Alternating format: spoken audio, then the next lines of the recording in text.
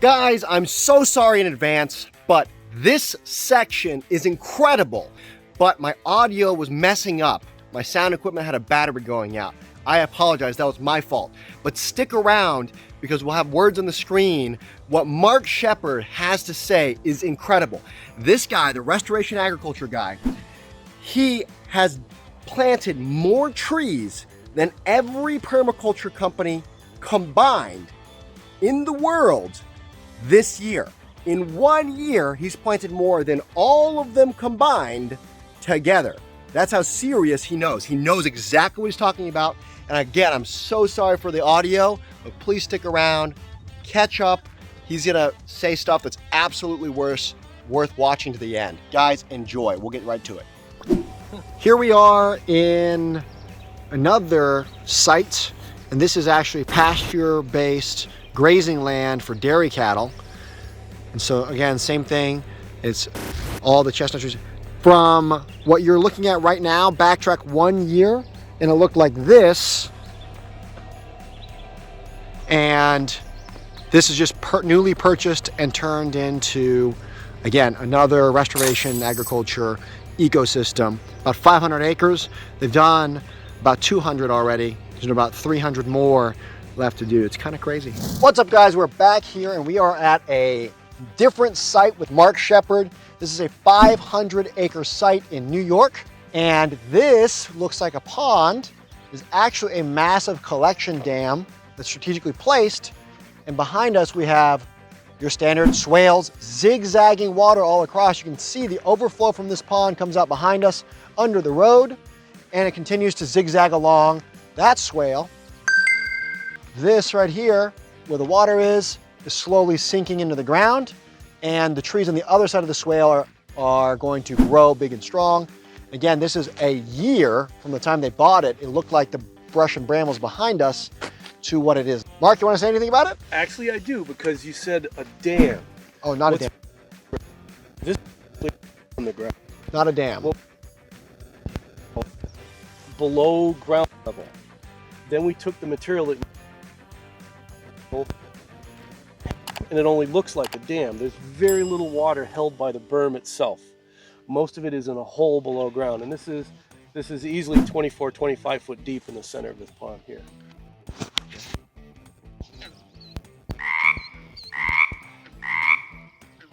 This pond wasn't here. Look at all the tadpoles. I'm gonna see if we can zoom in. Thousands of little tadpoles down there. Now, amphibians are good. Mark, why are amphibians great? They eat insects, especially some specific insects that bother our fruit and our nut trees. Plum curculio is a real hard shell creature that affects fruit. Other different nut weevils that would bother our nut trees. So that's why our amphibians are good all through the system, not just in one spot. So that this way with their water channels, they can go. You look up here, you see the infeed? All that water is coming from that last rain. Instead of running down and going downstream fast, it's coming in, filling this pond, soaking it through the swales. You can see another pond down below over there. So the water was zigzagging, and then it used to just sheet off and just go off in the valley. Now it zigzags, hits here, fills the pond, retains the water, keeps. Now we're sending, again, Mark was saying earlier in the car, they're sending water back up the valley because this is going downhill. So now it's going to go around and then continue to be used. Now all of the water is not harvested and stored and wasted. All of this will make it into the drinking water anyways down the road. This show. You know what I call this? Man, this system is just swell. See, if you're from Missouri, you can call it a swell. See, why is it called a swell? Well, the ground swells a little bit here. That's why it's called a swell, damn it. Give an example of swale as it's coming down. The mobile berm. This is the triangle version. So what happened is we cut it below grade, 18-inch below grade. There was a mound like in the previous site, but then we smashed the mound off and pushed it downhill. So we can come through with a self-propelled hay bind and even harvest hay off of that, put it in the round. Hay it, would you be able to alley crop it with something else? Yeah, you can. But this guy's who's running the farm part of it. He's grass-based dairy, so it's all about the grass. Pasture. Pasture. You see lots of clover in the mix. And the idea is, if we're going to do systems like this, it's got to be easy to work with. Now, yeah, obviously it's a big change for the farmer who's used to just sticking his cows out and not thinking about it, to start rotating, but then to make it easy to rotate. And all alleys are wide, so that You stick some in here for a few days. and it's the same width. So if you're moving fence, you don't have different length fence. It's all the same amount. And since it's multiple, the alley is, I believe, I believe 120 feet wide or 100 feet wide. You just know how many acres you're lopping off because it's all mathematically uniform. So they're doing the grazing. You can see some of the grazing here where the cows were here recently. They're hanging out. Yeah. This, well, and see, this is where they're hanging out. They must have eaten everything. They were hungry. They know that this is where the gate is. They're all piled up by the gate. Actually, yeah, you can see that Right here. a few weeks back the cows were up there, so they hit it hard and were hanging out waiting. Because here's the gate unhooked. Hit it hard, hang out waiting, and then now they're going. Interesting.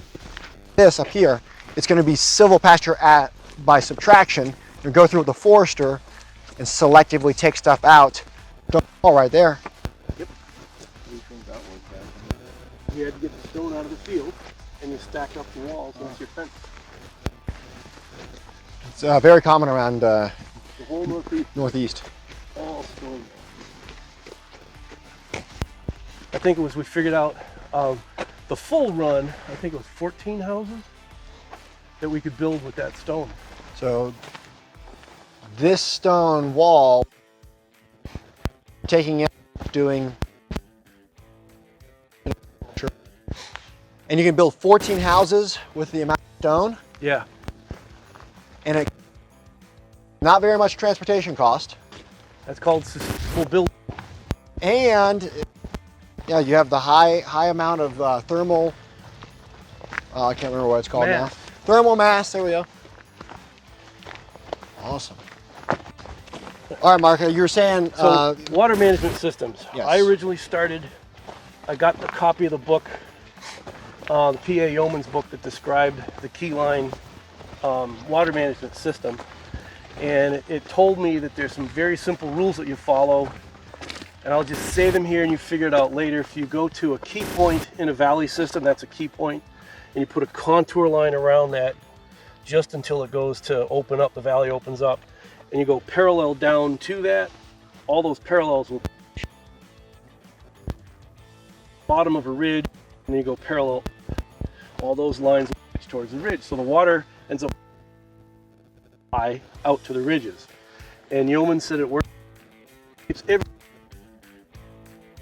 landscapes. because he was from where? Australia. And Australia. there do things upside down. It's actually the hydrological continent in that it doesn't have anything more than a third order stream. So if you got a stream, like right here, my fingers, pour your water on this handscape, the water will collect here and run downstream. That's a first order stream. He called them primary valleys. So if I have a primary valley here and it joins with another primary valley, like that, two primary valleys come together, that's a secondary valley. That's what Yeomans would say. Then two of those join. That's going to be a. Then if you just add other first order streams to it, because the rest of the world, you got to understand, this was before modern communication and all that kind of stuff. So Australia had a little bit of autonomous development. The rest of the world called it the Strahler-Horton stream order classification. A primary valley in Yeoman's talk is a first order stream. A secondary valley that Yeoman says only rarely are there, secondary valleys. Well, in Australia, yes, they're very rare. So if you take two first order streams, two primary valleys, and make a second order stream. If you take two second order streams, how do you do this? Together, they'll make a third order stream. That's as complicated as Australia gets. There's no more complicated river systems in Australia. Whereas the Mississippi River, where you're from in the Ozarks, is the most complex river form on the planet, believe it or not. Because ours are newer, right? We're younger. No, we're older. I don't exactly know why, but part of it has to do with the fact that they keep adding together and adding together and adding together. It's So like Mark, a you 10th were- or 11th order stream. 10th or 11th order. So you wrote a book, Mark. So Yeoman's book was called Water for Every Farm. Your book is called Water for Any Farm. Can you tell us a little bit about what you created and what we're currently standing on what's the difference? Well, the difference is that, one, we have more complicated landforms here in North America. Have the water spread from valleys to ridges, like in the case here, a mile downstream. So it's a mile that way. We can catch it and we can move it back up valley a mile. That water all the way, and then in as it comes. What you're talking about. Down the valley, this is up the valley. We caught water, guys. System, which is superior, moved it a mile hill, a mile. Not uphill, up valley. Downhill, but up valley. That way, and then it's reused, rehydrating the landscape, sequestering water into the aquifers, and then eventually it makes its way back down to the bottom where it does go out. Right. And so this is the master key line that we're currently the master line. So what the master line system does is just a simple methodology. It's like a bunch of if-then gates. It's like, well, if this, then I do that, or I do this, and the that or this is basically, do I have my trench be perfectly on contour, pitched that way 1%, or pitched that way 1%? And the USDA calls these terraces, and if you're within 1% of horizontal, they call it contour. Well, this, if you pour water on it, does a radically different thing than if you do this. And so just by having this way, level, pitched that way, very precisely, we can do all kinds of stuff, but already we've introduced 3 variables instead of just a simple keyline cultivation pattern. So what this is adaptive to any landform based on your goals. Here comes the ducks. And they weren't here last summer. This pond didn't exist. None of this land existed. It was overgrown, unmanaged forest land like that. Dairy land off in the distance, right? See all that in there? Brush. Oh, now that's depending on where you're Do your homework first. Don't just start, making ponds. Don't get arrested trying to save the world. Guys, an alarming number of you, according to our analytics, watch the channel but aren't subscribed. It really helps us out, bring you more cool content if you guys can like, subscribe, and check it out. Let's get back to the video. Don't. Beautiful. So Mark, this is a road, or no, it's not? Yes, this was designed to be, this is the main vehicle access that goes across the longest length of the farm. It's also, the main water collecting swale that brings all the water in that direction. I see. And so it's a water collection device and a swale. And what else? Road. And road. And this is the heavy lifter. This is the one. This is the big boy. Yep. What a beautiful view of that. I wanted you guys to see that pond. I really did. And so the water from that pond is being zigzagged from somewhere else in the valley across, collected and stored in like a big battery, and then used later. And then this road Mark was talking about that is parked on. This road was muddy muck all the way down. You couldn't even drive on it, they said last year. And now it's just completely dried up because they've managed the water properly, which is pretty cool. You see these? What are those, These Mark? are hazelnuts. Ah, hazelnuts. And the tubes are mostly chestnut. So you have hazelnuts here. And was this made by DeHook? That's These a tree lines here? transplanter, which is a hook with a opener and packing wheels. I see. Okay, so here's your hazelnut. So hazelnuts don't need to be protected like the tubes are protecting the chestnuts. Right. The animals just don't seem to like eating them. And it's also on contour, sloping down. Now, it seems like you need a lot less water for these than you do for those up there. I don't know about water usage total on it. We haven't coupled them with swales because we're already catching it in previous swales uphill. One of the reasons why we went with hazels and chestnuts is because over on that fence line, that property line over there, a lot of the underbrush you see, especially right in the middle, that's all wild hazel. So we know hazel grows here. And there's oaks scattered all around through here. and oak and chestnut are cousins. So it's not because you're Mr. Hazel. This is what this here, so you're going to mimic that except food. Correct. That's why you chose it, even though you're Mr. Hazelnut. That's how I became Mr. Hazelnut. And there's one that somehow You got. my Tuckers, the people, because you know the transplant crew, we usually have one or more person that follows behind and makes sure that all the roots get stuffed in the ground. Evidently that one didn't get stuffed in. The trees there, the row of tubes by that tree. Okay. That row of tubes goes ever so slightly downhill. Okay. And the swale from that brings water all the way around to the topmost row of tubes. So the top of this hill, low, what we're looking at and over if there. you look at it right now, look at your eye, that looks low and that looks high, doesn't it? Right.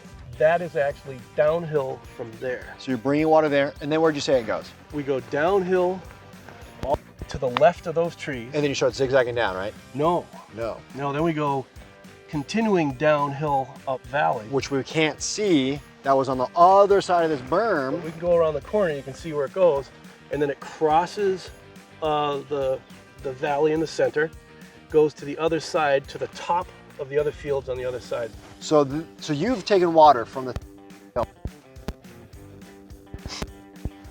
on a gentle swale that's going all the way, slowing, soaking, and spreading, or slowing and soaking it as you're moving it across 2 ridges over. Yeah, and then we cross the whole valley, across it. You cross that valley. Yep, and then to that side. And then we haven't installed it yet, but this is the next phase, is it now starts at the upper left of that field and it comes down, not to the left corner here, but about halfway up. There's one tree that's sticking out of this corner. Okay, yep. It's about, inch and a half up. It goes over to there.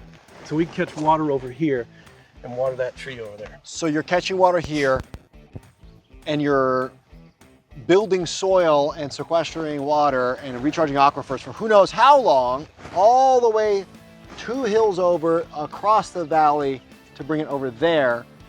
And you haven't even begun to capture there. Also, tell me about these two. You're just talking about there's a hump here and a hump there. What's going on up there, So Mark? there's a little low hump on the top of that ridge and a low hump over there. In that saddle in between, Right there. there's a field that we unfortunately can't get to right now because the dairy cows are out there and there's no gates to get through. That field actually has been planted already, and the lines are marked, not excavated yet, that'll take water from these 2 hills and focus them in the center up in that saddle. There's about 40 acres of land and about 60 inches of water. So that's what, 5 feet of water? So 40 acres times 5 feet is 200 acre feet of water that we potentially can capture to fill a pond there. That would be a football field 200 feet deep in water. Obviously, we're not going to build a 200 foot deep pond up on the top of that saddle. So you're going to put a pond on top of the hill. Way up there in that saddle. And then from there, it's going to gravity feed the rest of it. Then it'll gravity feed through that whole side over there. Yep. Just like these ponds over here. Why move water from here to that tree if you're going to capture water up there? Well, because we want it all to soak in as much as possible, because we're growing additional things here. We're growing way more trees than are possible here, and we're growing crop trees that have a high demand for water because these are highly productive trees. So you're going to connect all the water systems into one massive network. Correct. That's why it's called a master line system. What we want to do is unify the water management on the whole property. And now what we have is we have a series of alleys, these crop alleys, that zigzag back and forth. It's much more efficient for moving material, for any kind of electric fence, piping, transport of having animals graze through the system, because the whole system would be connected. And instead of a field here and a field there and a field there and a field there, the whole system is one connected, interconnected system. All right, so you get rain over there, no worries, it'll still provide water. You get rain over here and not over there, which happens. Yep, it does. You'll still be able to water stuff. Incredible. Yep. All right. Another reason why we make these ponds holes in the ground and we have enough catchment on it, the idea is to get them to be full. The pond here, pond down there we just saw. Pond. Once they're full, then every time it rains at all, like you said, it may only rain over there. Once it rains at all in a full pond, it overflows and it pulse irrigates everything. So the idea is to have these ponds as like the battery bank. There's your storage water, and it's slowly soaking. But then whenever it rains, the whole system. That's like a toilet. Backwards toilet, You're right. toileting the water. Yeah. Re-toileting. That's how it works in Australia. It flows outward, not in. It spirals up at you, is that what it It is? spirals at you. So we're coming up on another pond. This is a side catchment pond. This is, Pocket pond? on this side on the left, this whole bowl up above it is what fills. Water zigzags, you it, and it slides to here, which is the beginning or another section of the master line.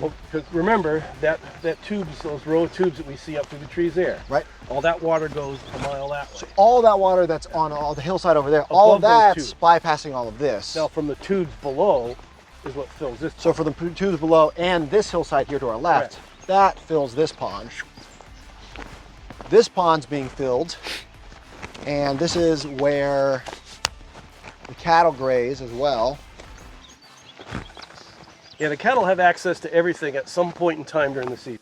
Well, at all. If it's too full, it goes this way. Oh, it's This too is the full, goes spillway, in. yeah. Right. So the spillway then recharges, and that's the pulse irrigation you're talking about. Correct. So the spillway is the swale that takes all its overflow. Speaking of, it's starting to rain. Whales might be in action. Took the Jeep up, heading backwards, and we got Lego block feet. Dang, Nuts. things slugging through it. Mark's already beat us to the top of the hill. We're all having a locally brewed beer on this land. And here's the crazy part. We have the Restoration Agriculture Armored Division went through everything down through here. Was they put in all the swales first, and then all the planters are going by behind it. And then the tubers are still working the site. They're not finished. Obviously, this whole middle section, they haven't tubed that yet. So a lot of these, part of this has also been treed, but not tubed yet. You see the tubes are over there in the distance. All right, guys, here we are at the top of the hill, and in true Mark Shepard fashion, at the top of this hill, right by that big tree right there, Mark is gonna put a pond, again, at the top of the hill. So you can see some tubed trees over there. I said, Mark, what's all this flat land gonna be up here? He said, we're going to collect all the water and slope it towards a massive pond we put up here. There's 10 acres of capture. The top of his land goes from there all the way across, all the way over there with those tubes. And we're going down here, and I see if you can see those horizontal lines. But the horizontal lines way down there, those are all hazelnuts. And so again, the reason he selected hazelnuts and chestnuts is because chestnuts and oaks are cousins of the oaks, and they grow well around here, and hazelnuts, wild hazelnuts already grow, so he selected hazelnuts for the site. And they are tree crops that are sustainable. So, or not just sustainable, but restoration based.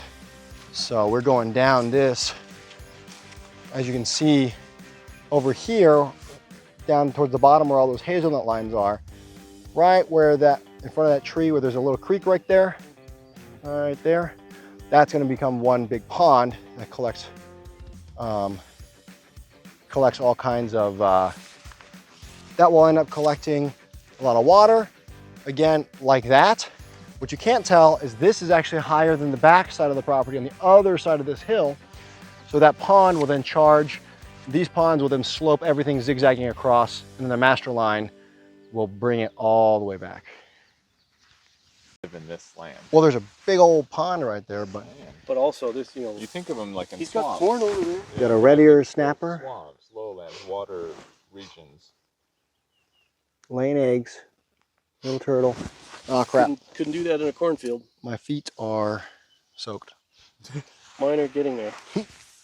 Bum bum ba da ba ba bum ba bum.